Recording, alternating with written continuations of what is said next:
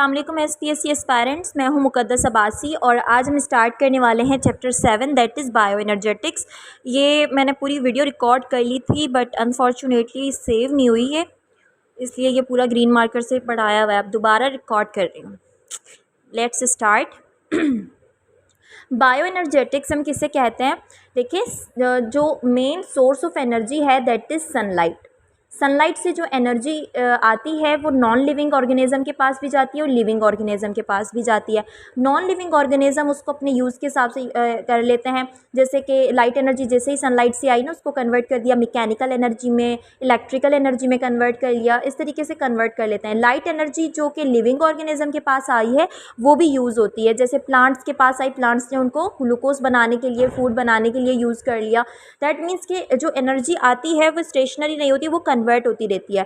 लेकिन अगर living organism में ये कन्वर्ट हो रही है एक फॉर्म से दूसरी फॉर्म में, then it is called bio energetics. अब डेफिनेशन पे आते हैं तो it's conversion of energy, free energy का कन्वर्जन है bio energetics into different forms by living organism is called bio energetics. यानी इसमें हम क्या क्या पढ़ते हैं? एनर्जी ट्रांसमिशन पढ़ते हैं और एनर्जी की ट्रांसमिशन के साथ ट्रांसफॉर्मेशन भी पढ़ते हैं। तो ये सारे इसी चैप्टर में पढ़ी जाएगी। जो दो मेन टॉपिक्स इस चैप्टर में डिस्कस किए जाएंगे that is photosynthesis and respiration.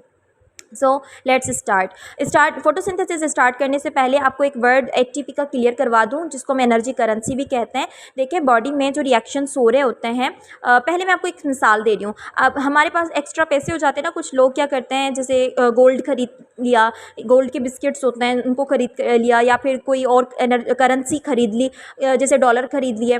तो क्या होता है कि उनके जो पैसे होते हैं वो ज़ाया नहीं होते, अब वो स्टोर हो गए। अब उनको जब इस्तेमाल के लिए चाहिए होंगे तो इन डॉलर को वापस पाकिस्तानी रुपीज़ में कन्वर्ट करवा दिया। इससे क्या होगा कि जो उन्होंने पैसे सेव किए हुए थे वो दोबारा यूज्ड अप हो चुके हैं, बल्कि उनको और ज़्यादा फ़ायदा भी हुआ। इसमें क्या होता है, एनर्जी करेंसी भी इसी तरीके से ही है कि बॉडी में जब रिएक्शंस हो रहे होते हैं ना, यूजुअली जो रिएक्शंस होते हैं बॉडी में वो रेडॉक्स रिएक्शंस हो रहे होते हैं, यानी जिसमें ऑक्सीडेशन भी होती है, जिसमें रिडक्शन भी होती है। ऑक्सीडेशन रिडक्शन में डिफरेंस आपको पता होगा कि एक एलिमेंट या फिर कोई भी स्पीशीज जब इलेक्ट्रॉन लूज़ करेगी तो वो ऑक्सीडेशन कहलाएगा, और रिडक्शन का मतलब है इलेक्ट्रॉन का गेन होना, हासिल करना इलेक्ट्रॉन को। तो इन दोनों को मिला के हम कहते हैं रेडॉक्स रिएक्शन। अब जब रेडॉक्स रिएक्शन होता है एनर्जी रिलीज़ भी होती है। जो एनर्जी ऑक्सीडेशन के दौरान रिलीज़ होती है, जब इलेक्ट्रॉन रिमूव होता है ना किस स्पीशीज से, तो एनर्जी भी रिमूव होती है। अब वो जो एनर्जी रिमूव हुई है, रिलीज़ हुई है, वो या यूज़ होती है या स्टोर होती है। जो एनर्जी स्टोर होती है वो क्या करेगी, सेल के अंदर एक मॉलिक्यूल होता है that is called adenosine diphosphate. Diphosphate यानी इसके पास 2 फॉस्फेट है। अब ये जो एनर्जी यहाँ से रिलीज़ हुई है ना, ये इस्तेमाल होगी किस चीज़ में, एक और फास्फेट को ADP में ऐड करवाने के लिए। देखिए, डाइफॉस्फेट से ये क्या बन जाएगा, ट्राइफॉस्फेट बन जाएगा। इसके लिए एनर्जी यूज़ हुई है और वो एनर्जी है एक फास्फेट को ऐड करवाने के लिए 7.3 किलो कैलोरीज पर मोल एनर्जी यूज़ हुई है। अब एक बात यहाँ पर याद रखें, जब भी एक बॉन्ड बनता है तो फिर एनर्जी जो होती है वो रिलीज़ होती है, यूज़ कभी नहीं होती बॉन्ड बनने के लिए। लेकिन आप यहाँ पर देखें कि ATP की जब फॉर्मेशन हो रही है तो भी बॉन्ड बन रहा है, लेकिन इस वक्त जो बॉन्ड बन रहा है वो एनर्जी इसमें इस्तेमाल हो रही है, रिलीज़ नहीं हो रही, और इतनी एनर्जी इस्तेमाल हो रही है। इसलिए इस रिएक्शन को हम कहेंगे एंडरजोनिक रिएक्शन। एंडरजोनिक एक ऐसा रिएक्शन होता है जिसमें एनर्जी यूटिलाइज होती है बॉन्ड बनाने के लिए। तो ATP की फॉर्मेशन कौन सा रिएक्शन है, एंडरजोनिक। उसके ऑपोजिट एक्सरजोनिक रिएक्शन है। दोबारा जब सेल को अब एनर्जी की नीड हुई है, उसके पास एनर्जी नहीं बची, तो ये इस करेंसी को वापस कन्वर्ट करवा देगा ADP में, यानी पाकिस्तानी रुपये में समझ लो। तो ये डॉलर है, अब इसको दोबारा से पाकिस्तानी रुपये में देखो इसने कन्वर्ट करवा दिया। जो एनर्जी इसने यूज़ की थी वो इसको दोबारा मिल गई। ठीक, दोबारा इसको जो एनर्जी मिली है अब वो रिलीज़ हो गई, अब इस्तेमाल हो सकती है। That reaction is called exergonic reaction. अब आते हैं फोटोसिंथेसिस पर। फोटो का मतलब होता है लाइट, सिंथेसिस का मतलब होता है टू प्रिपेयर। अब फोटोसिंथेसिस यानी लाइट की मौजूदगी में प्रिपेयर करना, किस चीज़ को, ग्लूकोज को, फूड को प्रिपेयर करना, दैट इज़ कॉल्ड फोटोसिंथेसिस। और ये प्लांट्स के क्लोरोफिल के पार्ट यानी ग्रीन पार्ट्स जितने भी होते हैं ना प्लांट्स के, उसमें हो रहा होता है और लाइट की मौजूदगी में होगा। फोटोसिंथेसिस में क्या होता है, 6 मॉलिक्यूल कार्बन डाइऑक्साइड के यूज़ होते हैं, 6 मॉलिक्यूल्स जो हैं या 6 मोल्स कहलाए वाटर के यूज़ होंगे और इन दोनों के रिएक्शन से जो कि लाइट की मौजूदगी में होगा और कहाँ पर होगा, क्लोरोफिल में होगा। इन दोनों की मौजूदगी में क्या बनेगा, ग्लूकोज बनेगा, 1 mole of glucose and 6 moles of oxygen जो कि एटमॉस्फेयर में रिलीज हो जाएंगे। अब यहाँ पर एक पॉइंट नोट कीजिएगा, ये जो ऑक्सीजन है, ऑक्सीजन जो इन्वायरमेंट में अब रिलीज होगी ये किससे आई है, मतलब किसके स्प्लिट होने से आई है, कार्बन डाइऑक्साइड के स्प्लिट होने से आई है या वाटर के। तो ये एमसीक्यूज में पूछा जाता है, याद रखें वाटर की स्प्लिटिंग से ऑक्सीजन बनती है और कार्बन डाइऑक्साइड से बनेगा ग्लूकोज। ग्लूकोज में जो हाइड्रोजन है वो वाटर से आएगा, ये बातें याद रखनी है। अब फोटोसिंथेसिस जो होता है ना वो 2 स्टेप्स में नहीं बल्कि ये दोनों स्टेप्स एक जैसे ही होते हैं, एक ही स्टेप में हो रहे होते हैं, यानी 2 रिएक्शंस इसमें इन्वॉल्व होते हैं फोटोसिंथेसिस में। एक है लाइट डिपेंडेंट रिएक्शन, दूसरा है light independent reaction. Light dependent reaction का मतलब यह है कि इसमें डायरेक्टली सनलाइट यूज़ होगी और लाइट इंडिपेंडेंट का रिएक्शन का मतलब है कि जो इस स्टेप में जो एनर्जी लाइट एनर्जी यूज़ हुई थी उससे कुछ मॉलिक्यूल्स बनते हैं जैसे कि ATP और NADPH2। अब ये एनर्जी को सेव कर लेते हैं, ठीक है, ये एनर्जी को उन्होंने कर लिया सेव। दूसरा जो रिएक्शन है ना लाइट इंडिपेंडेंट रिएक्शन, उसमें ये जो सेव हुई हुई एनर्जी है वो इस्तेमाल होगी ग्लूकोज बनाने के लिए। तो स्टूडेंट्स जो होते हैं ना कंफ्यूज हो जाते हैं कि लाइट डिपेंडेंट रिएक्शन का मतलब है कि ये लाइट की मौजूदगी में होगी, डार्क रिएक्शन या फिर लाइट इंडिपेंडेंट का मतलब है कि ये अंधेरे में हो रही होगी। ऐसा कुछ नहीं है, ये एक ही वक्त पर होते हैं, लाइट की मौजूदगी में ही होंगे। फ़र्क सिर्फ इतना है कि इस रिएक्शन में डायरेक्ट सनलाइट यूज़ होगी और इंडिपेंडेंट रिएक्शन में जो इस रिएक्शन की प्रोडक्ट्स हैं उन्हीं की एनर्जी यूज़ होती है।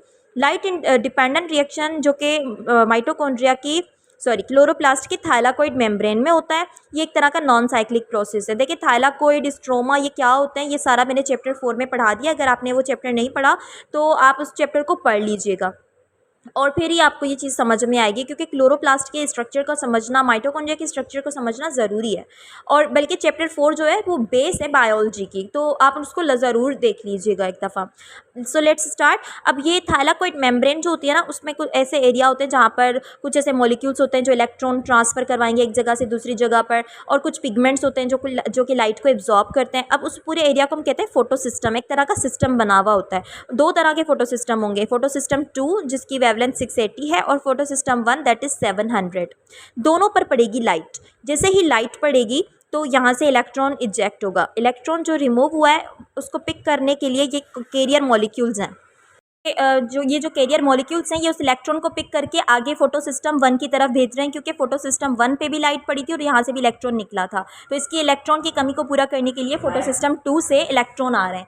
अब ये जो इलेक्ट्रॉन आया है फोटो सिस्टम 1 ने कर लिया इसको एक्सेप्ट। देखो इलेक्ट्रॉन जब यहाँ से नीचे की तरफ आ रहा है तो एनर्जी हो रही है रिलीज, वो एनर्जी ATP में कन्वर्ट हो जाएगी। ठीक, अब फोटो सिस्टम 1 ने इस एनर्जी को, इस इलेक्ट्रॉन को भी एक्सेप्ट किया। साथ ही साथ जब फोटो सिस्टम 2 से इलेक्ट्रॉन निकला था तो यहाँ पर भी इलेक्ट्रॉन की कमी हो गई थी, जिसको पूरा करने के लिए हुई थी वाटर की स्प्लिटिंग।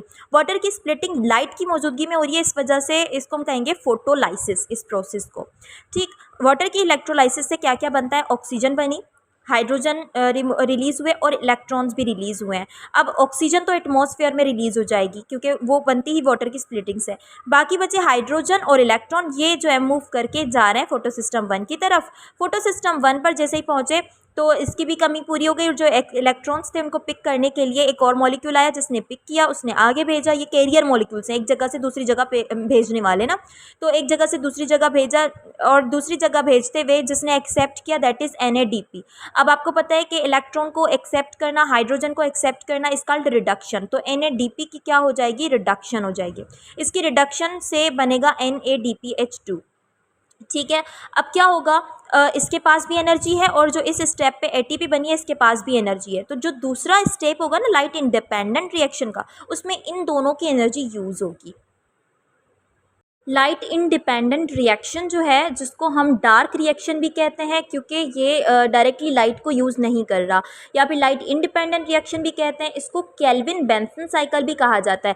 केल्विन बेंसन साइकिल इसके डिस्कवरर की वजह से हम इसको कहते हैं। C3 साइकिल भी कहा जाता है। ये यहाँ से साफ जाहिर नहीं हो रहा। C3 साइकिल जो है इसको क्यों कहते हैं, क्योंकि इस रिएक्शन में जो पहली प्रोडक्ट बनेगी ना उसके पास 3 कार्बन्स होते हैं, इस वजह से इसको C3 साइकिल भी कहते हैं। इसके लिए आप कुछ चीज़ें और भी याद रख लें कि लाइट इंडिपेंडेंट रिएक्शन स्ट्रोमा में होता है, जबकि डिपेंडेंट रिएक्शन किस में हुआ था, थाइलाकोइड मेम्ब्रेन में। लाइट इंडिपेंडेंट रिएक्शन एक तरह का साइक्लिक प्रोसेस होता है। ठीक, और ये कुछ कन्फ्यूजन्स क्लियर कर लें कि ये भी डे में ही होता है। इसके नाम से हमें पता चल रहा है कि ये डार्क है, लेकिन इसका मतलब ये नहीं है कि इसमें लाइट ये डे के टाइम पे नहीं होता होगा, ये डे टाइमिंग पे ही होता है और साइमल्टेनियसली होता है विद द लाइट रिएक्शन। बस फ़र्क क्या है कि it doesn't require energy of photon, light की एनर्जी को यूज़ नहीं करता, बल्कि लाइट की एनर्जी से बने हुए जो प्रोडक्ट्स होती हैं ना, ATP, NADPH2, इनकी एनर्जी को यूज़ करता है। अब देखो इस रिएक्शन में क्या होगा कि स्टेप 2 में कार्बन डाइऑक्साइड जो एटमॉस्फेयर में मौजूद है वो होगी फिक्स और बनाएगी ग्लूकोज। अब एक कार्बन डाइऑक्साइड को फिक्स करने के लिए, एक मोल को फिक्स करने के लिए टोटल हमें 3 ATP और 2 NADPH2 रिक्वायर्ड होते हैं। तो हमें पता है कि ग्लूकोज बनाने के लिए टोटल कितने कार्बन डाइऑक्साइड चाहिए होते हैं, 6 मोल्स ऑफ कार्बन डाइऑक्साइड चाहिए। तो टोटल ATP कितने चाहिए होंगे, 6 3 द 18 ATP और 6 2 द 12 NADPH2 ओवरऑल यूज़ होते हैं एक मॉलिक्यूल या एक मोल ग्लूकोज का बनाने के लिए। अच्छा, ये भी थियोरेटिकल यील्ड पूछी जाती है कि ATP की थियोरेटिकल यील्ड क्या है, 36 ATP है। ठीक, अब जो नेक्स्ट प्रोसेस हम पढ़ेंगे दैट इज़ रेस्पायरेशन, जो कि बिल्कुल ऑपोजिट है फोटोसिंथेसिस का। फोटोसिंथेसिस डे टाइमिंग पे होती है, पहली बात। रेस्पायरेशन ऑल द टाइम हो रही होती है। फोटोसिंथेसिस सिर्फ क्लोरोफिल में या फिर ऐसा कह लें कि ग्रीन पिगमेंट्स में हो रही होती है। Respiration throughout the body, हर सेल में होती है। ठीक, अब रेस्पायरेशन में एक और डिफरेंस भी है। रेस्पायरेशन में ऑक्सीजन का यूज़ होता है, ग्लूकोज टूटती है और बना रहे कार्बन डाइऑक्साइड एंड वाटर, जबकि फोटोसिंथेसिस में इसका ऑपोजिट हो रहा है कि इन दोनों का यूज़ से ग्लूकोज और ऑक्सीजन बन रही है। So let's start. रेस्पायरेशन, जो अब फूड बना है, जो फूड या जो ग्लूकोज बना है उसकी ब्रेकडाउन को हम रेस्पायरेशन कहते हैं। या फिर जो फोटो असिमिलेट हैं, फोटो असिमिलेट यानी फोटोसिंथेसिस से बनने वाली प्रोडक्ट्स, उनकी ब्रेकडाउन को भी हम क्या कहते हैं, रेस्पायरेशन कहते हैं। रेस्पायरेशन में क्या होगा, 1 मॉलिक्यूल ऑफ ग्लूकोज टूटेगा ऑक्सीजन की मौजूदगी में to form carbon dioxide and water and it will release ATP as well. तो बॉडी को चाहिए ही है ATP, और ATP चाहिए, इस वजह से बॉडी क्या करेगी, रेस्पायरेशन करेगी, फूड को ब्रेक करेगी। इन तीनों टर्म्स में कंफ्यूज नहीं हो जाना, ये अलग अलग टर्म्स हैं। वेंटिलेशन, ब्रीथिंग, रेस्पायरेशन, हाँ एक ही प्रोसेस की तरफ ज़रूर जा रही हैं, लेकिन माइक्रो लेवल पर देखें तो ये कुछ अलग तरह की इन्फॉर्मेशन दे रही है। वेंटिलेशन का मतलब होता है एक तरह की गैसियस एक्सचेंज, जो कि ओवरऑल हम कर रहे होते हैं, ऑक्सीजन को इन कर लिया, कार्बन डाइऑक्साइड रिलीज कर ली, this overall process is ventilation. Breathing का मतलब है कि सेल्यूलर लेवल पर लंग्स के सेल्स में जाके जो गैसियस एक्सचेंज हो रही होती है ना एल्वुलाई में, वो होती है ब्रीथिंग। रेस्पायरेशन जो है ये एक तरह का केमिकल रिएक्शन है, इसमें गैसियस एक्सचेंज नहीं हो रही, इसमें फूड की ब्रेकडाउन हो रही है। रेस्पायरेशन जो है 2 तरह से होती है, जिसमें देखें इसमें ऑक्सीजन का यूज़ हो रहा है, तो इसको हम कहेंगे एरोबिक रेस्पायरेशन। ग्लूकोज का टूटना in the presence of oxygen is called aerobic respiration. उससे कितनी एनर्जी रिलीज होती है, 2827 किलो जूल पर मोल। एक ग्लूकोज के टूटने से जो एनर्जी रिलीज होती है ना, वो इतनी है। और जो ATP के मॉलिक्यूल्स जो रिलीज होते हैं दैट इज़ 36 ATP ग्लूकोज इस रिलीज होते हैं इसमें।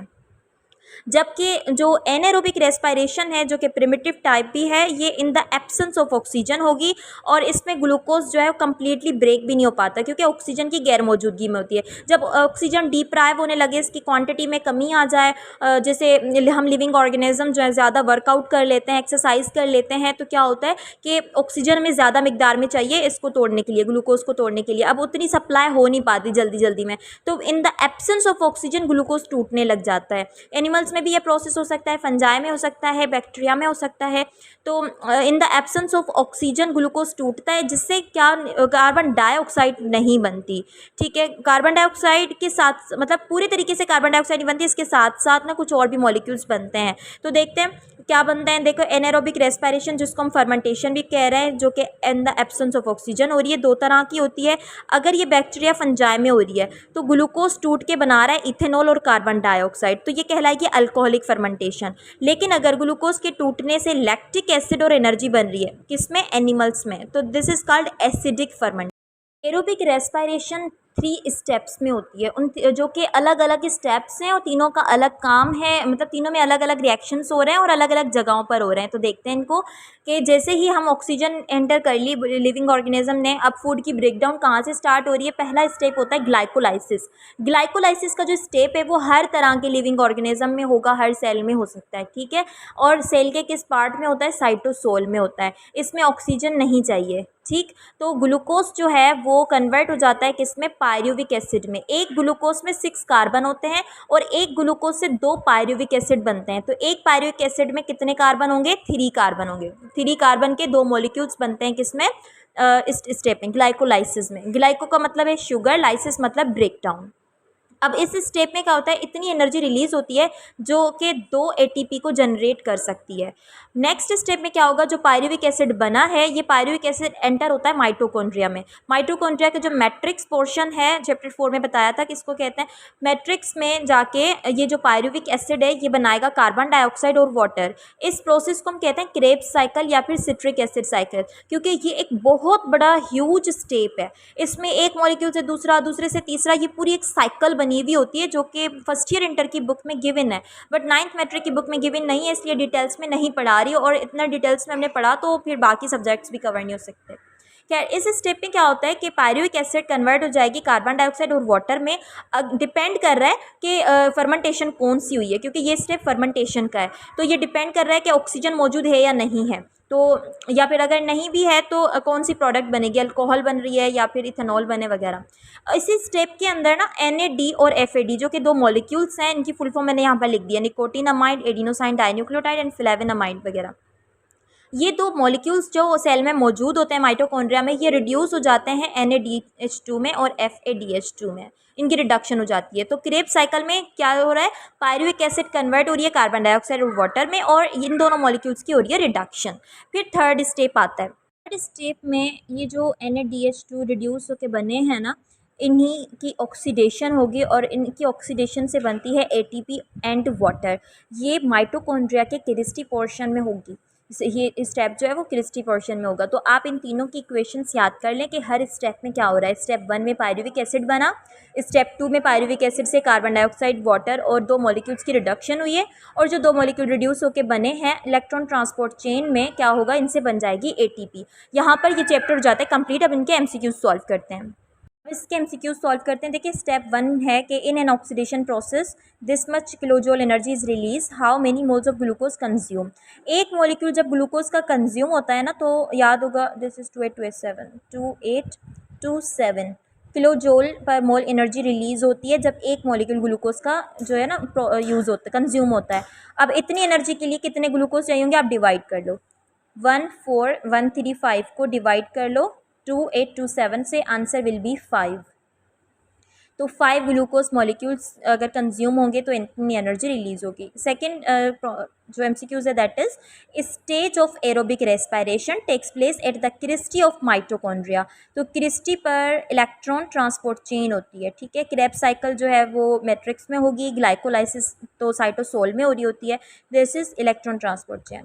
In a process of cellular respiration, 180 ATP molecules are produced. How many moles of glucose consume? तो ATP का भी हमने पढ़ा था कि 36 ATP जो है वो रिलीज होते हैं जब 1 ग्लूकोज कंज्यूम होगा। तो 180 के लिए कितना चाहिए होगा, 180 को डिवाइड कर लो 36 से, it will be 5। Loss of electron and proton. Loss of electron को हम ऑक्सीडेशन रिएक्शन कहते हैं, तो 1 ओनली होगा, 1 ओनली, क्योंकि रिडक्शन और रिडॉक्स रिएक्शन तो नहीं हो सकता लॉस ऑफ इलेक्ट्रॉन में। तो ऑप्शन 1 सही है, option A. Each mole of ATP store energy. एक मोल ATP कितनी स्टोर करता है एनर्जी, 7.3। अब यहाँ पर कंफ्यूजिंग पॉइंट होती है कि किलो कैलोरी होना चाहिए किलो जॉल, तो हमने याद किया था, पढ़ा था कि किलो कैलोरी पर मोल होगा यहाँ पर। Fundamental molecule produce during photosynthesis. Photosynthesis में तो बहुत सारी प्रोडक्ट्स बनेंगी, लेकिन जो यहाँ पर ऑप्शंस गिवन है इसमें ग्लूकोज ही है, और प्राइम फंडामेंटल प्रोडक्ट है ही ग्लूकोज की, फोटोसिंथेसिस की प्रोडक्ट है ही ग्लूकोज। लाइट डिपेंडेंट रिएक्शन ये थाइलाकोइड में होता है, जबकि डार्क रिएक्शन स्ट्रोमा में। Reaction in which solar energy is transfer to glucose from ATP and NADH2 takes place in stroma called. पहली बात तो स्ट्रोमा में होता ही डार्क रिएक्शन है, दूसरी ये कि एनर्जी कहाँ से आ रही है, कह रहा है ATP और NADPH2 से आ रही है, तो ये डार्क रिएक्शन होता है, तो ऑप्शन 2। बाकी भी ऑप्शन देख लो कि लाइट रिएक्शन है, ये तो हो नहीं सकता। लाइट डिपेंडेंट रिएक्शन एक ही बात है, तो 2 only, option B is correct.